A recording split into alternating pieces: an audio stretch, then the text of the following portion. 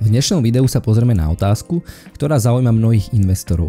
Je možné prekonať výkonnosť indexu S&P 500? Štatistiky ukazujú, že len približne 10% aktívne spravovaných fondov dokáže dlhodobo prekonávať výkonnosť tohto indexu. Podľa štúdie SPIVA až 90% aktívne spravovaných fondov dlhodobo nedosahuje lepšie výsledky ako ich referenčné indexy. Index S&P 500 je často považovaný za referenčnú hodnotu amerického akciového trhu a preto je prirodzené, že investori často hľadajú spôsoby, ako dosiahnuť ešte lepšie výsledky. Vo videu vám ukážem postup, pomocou ktorého sa mi podarilo namixovať portfólio zložené z ETF fondov tak, kde sa z dlhodobého hľadiska prekonával tento index. Vychádzal som samozrejme z určitých princípov diverzifikácie, to znamená, poprvé, aby boli v portfóliu veľké spoločnosti, tak aj stredné, aj malé, a po druhé, rozkladal som portfólio aj do viacerých poskytovateľov fondov, aby sa nevsadzalo všetko len na jednu kartu. Samozrejme veľmi bude záležať aj na jednotlivom pomere medzi fondami, ktoré budú zastúpené v portfóliu. Chcem ešte upozorniť, že informácie vo videu nie sú investičným odporúčaním, ide len o moje vlastné úvahy. Najprv sa však poďme pozrieť, prečo je index S&P 500 tak populárny. Je to najmä z toho dôvodu, že zahŕňa 500 najväčších verejne obchodovaných spoločností v Spojených štátoch,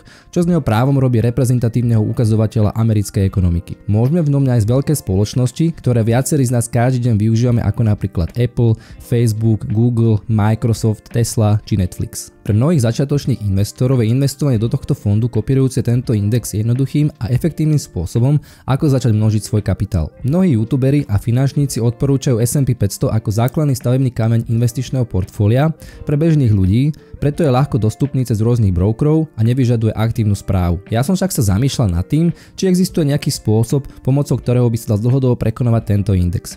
Navyše, prečo by sa mi to malo podariť, keď 90% aktívne spravovaných fondov ho dlhodobo neprekonáva? Poďme sa teda pozrieť, ako som pristupoval k pokusom o prekonanie indexu S&P 500. Jedným z prvých krokov, ako sa pokúsiť prekonať index S&P 500, je logicky zahrnúť do tohto portfólia fondy, ktoré z dlhodobého hľadiska v minulosti viackrát za sebou prekonali tento index. Podľa spätného vyhodnotenia výkonnosti jednotlivých fondov na tejto stránke som zistil, že stredné a malé spoločnosti prekonávajú tie veľké a gigantické, čo môže byť dôsledkom ich väčšieho rastového potenciálu. Je však dôležité zdôrazniť, že ide len o historickú simuláciu výkonnosti. Nič nezaručuje, že tieto výsledky sa zopakujú aj v budúcnosti.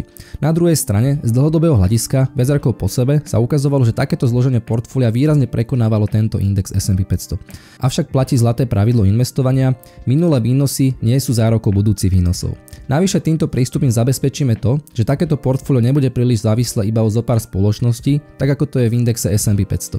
A práve portfólio, ktoré práve idem zostaviť, zaistí to, že sa vyhneme nadmernej koncentrácie týchto ťahúňov. Dokážem to tým, že pridám do portfólia ETF fondy, ktoré kopírujú indexy stredných a malých spoločností.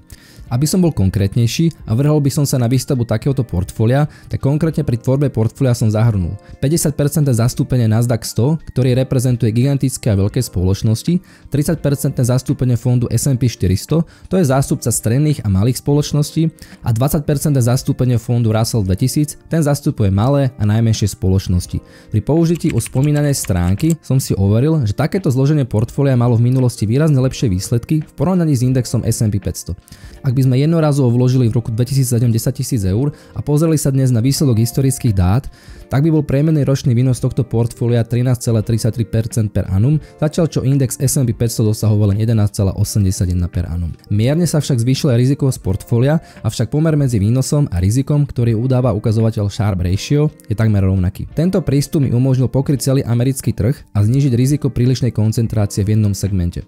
Historické dáta naznačujú, že stredné a malé spoločnosti majú vyšší rastový potenciál, no opäť platí, že minulé výnosy nie sú zárukou budúcich výnosov. Ak aktuálne váhate, ako si zostaviť portfólio, alebo by ste mali záujem sa porozprávať o možnostiach investovania v spolupráci so mňou, neváhajte využiť kontaktný formulár v opise tohto videa. Rád vám pomôžem s optimalizáciou vášho portfólia alebo dosiahnutím vašich investičných cieľov.